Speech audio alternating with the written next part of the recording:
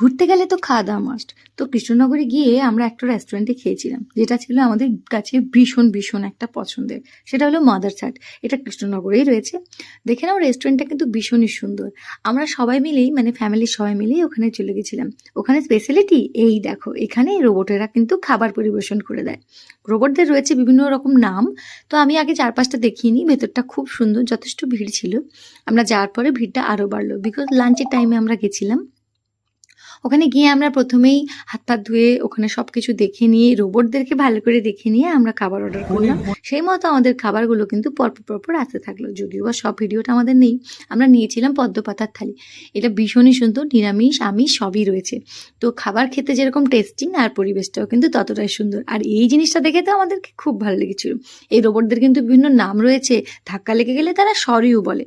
আবার রাস্তায় আস্তে আস্তে আগের থেকেই বলে দেয় যে সে খাবার নিয়ে আসছে, যেন সরে যায়।